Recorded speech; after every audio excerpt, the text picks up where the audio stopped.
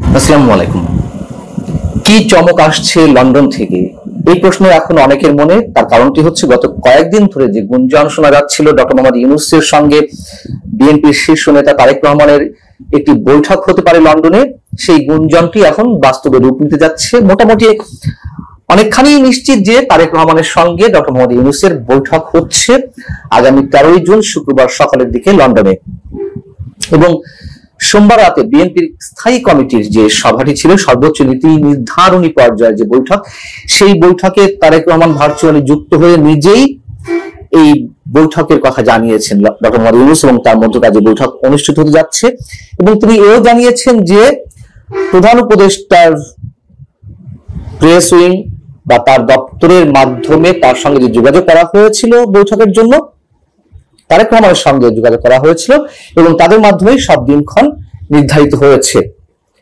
নিঃসন্দেহে এই বৈঠকের উপরে নির্ভর করছে দেশের শুধু আগামীর রাজনৈতিক ভবিষ্যৎ নয়, সামগ্রিক ভবিষ্যৎই এই বৈঠকের উপর নির্ভর করছে। বিএনপি তার দূরদর্শিতার পরিচয় কতটুকু দিতে পারবে, ডক্টর মোহাম্মদ ইউনূস কতটা বিএনপিকে বা তারেক রহমানকে হিপনোটাইজ করে নিজের টাইম ফ্রেমের মধ্যেই বা নিজের যেই লক্ষ্য সেই লক্ষ্য বাস্তবায়নের জন্য বিএনপিকে বাগে আনতে পারবে, সেগুলি এখন দেখার বিষয়। কে কাকে কতটুকু ঘায়েল করতে পারেন নিজের অবস্থান থেকে। এবং যেটি জানা যাচ্ছে যে বিএনপির পক্ষ থেকে বা তারেক রহমানের পক্ষ থেকে আগামী ফেব্রুয়ারিতে নির্বাচন অনুষ্ঠানের জন্য দাবি জানানো হতে পারে এবং সেখানে তারা অনড় থাকতেও পারেন, তারেক রহমান অনড় থাকতেও পারেন। তবে এসব সম্পর্কে প্রধান উপদেষ্টার কার্যালয় থেকে এখনো পর্যন্ত কিছু জানানো হয়নি। প্রশ্ন হচ্ছে, তাহলে কি বিএনপি পিছু হচ্ছে? গত 10 মাস ধরে আমরা যে বিএনপির কখনো কখনো তর্জন গর্জন, কখনো শীতল বাক্য, কখনো ডক্টর মোহাম্মদ ইউনূসের উপরে অতিমাত্রায় আস্থাশীল হওয়া, তাকে সম্মানের জায়গায় রেখে সবকিছু এগিয়ে নিয়ে যাওয়া বিএনপির যে বক্তব্যগুলো, সেই জায়গা থেকে আসলেই এই যে বৈঠকটি অনুষ্ঠিত হতে যাচ্ছে, সেটিকে আমরা যদি ফেব্রুয়ারি মেনেও নেওয়া হয়, সেটিকে আমরা বিএনপির জন্য পিছু হটা বলবো কিনা। আমি মনে করি যে ডিসেম্বর এবং ফেব্রুয়ারির মধ্যে খুব বেশি পার্থক্য নেই, এবং যে উদ্দেশ্যে ডিসেম্বরের মধ্যে নির্বাচনের দাবি নানান কারণে বিভিন্ন পর্যায়ের এবং আবহাওয়ার দিক থেকে ডিসেম্বরকে বেছে নেওয়া হচ্ছে, সেই জায়গা থেকে ফেব্রুয়ারি একেবারে খারাপ সময় নয়। কিন্তু যদি আমরা এমন প্রশ্ন করি, তারেক রহমানের প্রস্তাবটি ডক্টর ইউনূস মেনে নিলেন, তারপরেও কি তার উপর আস্থা রাখা যায়? এটি আমি বিএনপির যে বক্তব্য, সেই বক্তব্যের সূত্র ধরে বলছি। তার কারণ বিএনপির পক্ষ থেকে এরই মধ্যে একাধিকবার বলা হয়েছে এই সরকারের অধীনে কোনো নির্বাচন অবাধ, সুষ্ঠু, নিরপেক্ষ হবে কিনা সেটি বিবেচনা করে দেখার বিষয়। অর্থাৎ সরকারের নিরপেক্ষতা শুধু বিএনপির পক্ষ থেকে নয়, বিভিন্ন মহল থেকেই এরই মধ্যে প্রশ্নবিদ্ধ হয়েছে। ধরে নিলাম যে তারেক রহমান যদি ফেব্রুয়ারি প্রস্তাব দেন জাতীয় নির্বাচন অনুষ্ঠানের জন্য, ডক্টর ইউনূস মেনে নিলেন, কিন্তু কোনো শর্ত দিবেন কিনা, এই জন্য এই শর্তের কথা বলছি।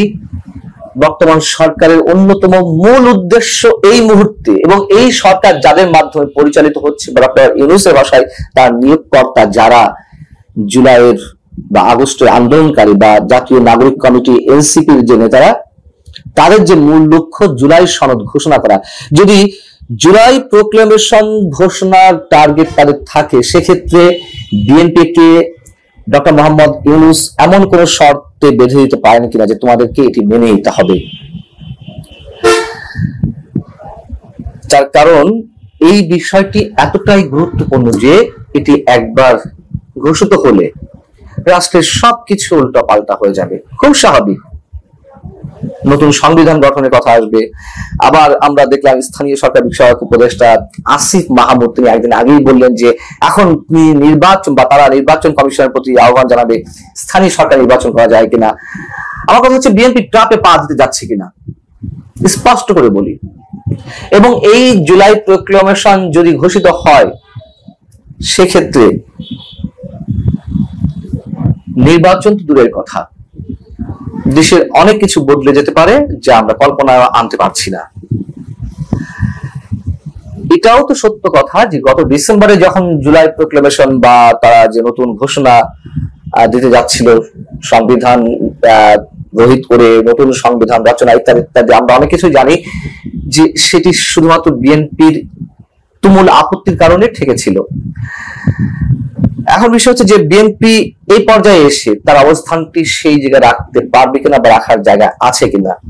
এখন আমরা এর মধ্যে বেশ কিছু জায়গা দেখেছি বিএনপি নমনীয়তা, বিএনপি হাত ডাক দিয়েছে, অর্জন করেছে, কিন্তু সরকার বুড়ো আঙুল দেখিয়ে গেছে।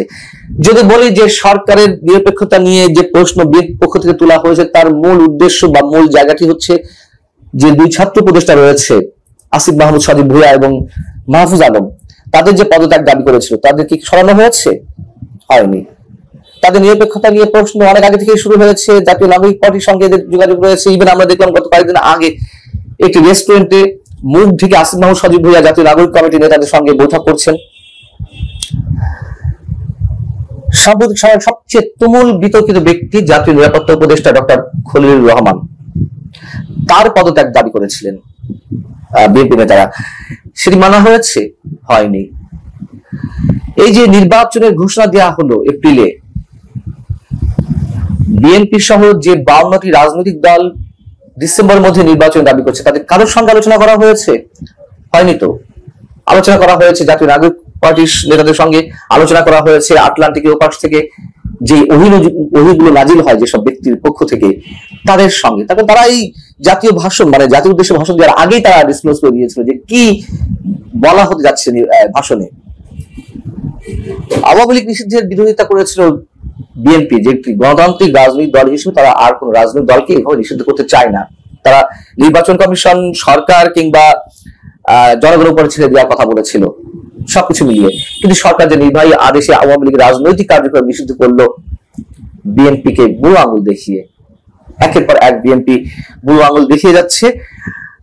এর মধ্যে আর একটা ছোট কথা বা ছোট বিষয় আনতে চাই, মানে এত সব জাতীয় গুরুত্বপূর্ণ আলোচনার মধ্যে বিএনপির বিরুদ্ধে যে চাঁদাবাজি অভিযোগ উঠেছে বিভিন্ন পর্যায়ে নেতাদের বিরুদ্ধে, তারেক রহমান কয়েক হাজার নেতাকর্মীকে বহিষ্কার করেছেন। না পেরে তিনি প্রশাসনের সহায়তা চেয়েছেন, প্রশাসনকে তাদেরকে আটক করার কথা বলেছেন, কিন্তু প্রশাসন বা সরকার তাদেরকে আটক করছে না। কেন? কারণটি হচ্ছে যে বিএনপি ইমেজ নষ্ট করা, এটা এখন ওপেন সিক্রেট। বিএনপি যে বিপদে পড়তে যাচ্ছে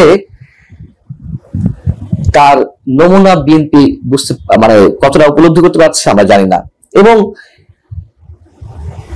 21শে মে সেনা প্রধানের বক্তব্যের পর, করিডর, বন্দর, নির্বাচন ইস্যুর কথা বলার পরে যখন সরকারের পায়ের তলা থেকে মাটি সরে গেল, আমরা পদত্যাগ নাটক দেখলাম, তখন বিএনপিকে ডেকে মোটামুটি নিজের অবস্থানটা আবার পোক্ত করলেন ডক্টর মোহাম্মদ ইউনূস, বিএনপিকে ব্যবহার করে। এবং এর মধ্যে দিয়ে অনেক ধরনের প্রশ্ন হয়েছে বিএনপি সম্পর্কে, যে কেন বিএনপি তার কঠোর অবস্থানটি বজায় রাখতে পারল না, ডিসেম্বরের মধ্যে নির্বাচনের বিষয়টা আদায় করতে পারল না, অথচ তাদেরকে ডক্টর ইউনূস ব্যবহার করলেন। এরকম অনেক বিষয় থেকে এটুকু বলা যায় যে বিএনপিকে সরকার ব্যবহার করছে, ট্রাপে ফেলছে বারবার।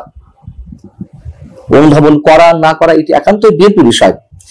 এবং আরো একটি বিষয় এর সাথে উল্লেখ করতেই হয়, আওয়ামী লীগ সরকারে বা শেখ হাসিনার চাটুকার দালাল সাংবাদিক হিসেবে আমরা যাদেরকে চিহ্নিত করেছি, যে গণতন্ত্রের কবর রচনা করতে বা গণতন্ত্রের কণ্ঠরোধ করতে এই সাংবাদিকরা দালালি করেছেন, এই ধরনের এক শ্রেণীর সাংবাদিক এর মধ্যে ডক্টর ইউনূসের আশপাশে ভিড়ে গেছে, আর ডক্টর ইউনূস কাছে টেনেছেন, বা তারা ডক্টর ইউনূসের চাটুকারিতা করে নানান ধরনের সুযোগ সুবিধা ভোগ করছেন, নানান ধরনের পদ পদবি এর মধ্যে নিয়ে নিয়েছে আমরা দেখেছি। তাদের কারো কারো পক্ষ থেকে এখন বিএনপির জয়গান গাওয়া হচ্ছে বিএনপিকে কনভিন্স করার জন্য। বিএনপি দূরদর্শী সম্পন্ন রাজনৈতিক দল, বিএনপি কতটা দূরদর্শী সম্পন্ন রাজনৈতিক দল তা আগামীতে অচিরেই বোঝা যাবে। এবং এপ্রিলে যে নির্বাচন হচ্ছে সেই নির্বাচনের বিরোধিতা যারা করছেন, বুঝতে হবে তারা ফ্যাসিস্ট শক্তির অনুসারী বা ফ্যাসিস্টদের ক্ষমতা আনতে চায়, অর্থাৎ আওয়ামী লীগকে ফিরিয়ে আনতে চায়। কি অদ্ভুত কথা, কথায় কথায় ভারত বিরোধিতা, কথায় কথায় মানে কিছু যৌক্তিক দাবি করলে সেটি আওয়ামী দালালি হয়ে যায়। যাই হোক, এখন এইগুলো বলে বিএনপিকে কাছে টানার একটি চেষ্টা, ঠিক আওয়ামী চাটুকার সাংবাদিক বা দালাল শ্রেণী যা আছে তাদের মতন করে। এখন বিএনপির সিদ্ধান্ত নিতে হবে আসলে বিএনপি কি করতে যাচ্ছে। যদি সত্যি মনে করে থাকে দেশের স্বার্থে, তার দলের স্বার্থে এটি করা প্রয়োজন, বিএনপি করবে, নচেত করবে না। আমার কথা হচ্ছে এই মুহূর্তে এই বৈঠকটি ডক্টর মোহাম্মদ ইউনূস এবং তারেক রহমানের মধ্যকার যে বৈঠক অনুষ্ঠিত হতে যাচ্ছে সেটি দেশের আগামী সামগ্রিক ভবিষ্যতের জন্য একটা দিক নির্দেশনা হয়ে আসতে পারে, সেটি নেগেটিভ হোক পজিটিভ হোক। বাদ বাকি সিদ্ধান্ত নিশ্চয়ই তারেক রহমানের দূরদর্শিতার উপরে। ভালো থাকুন সবাই, আল্লাহ হাফেজ।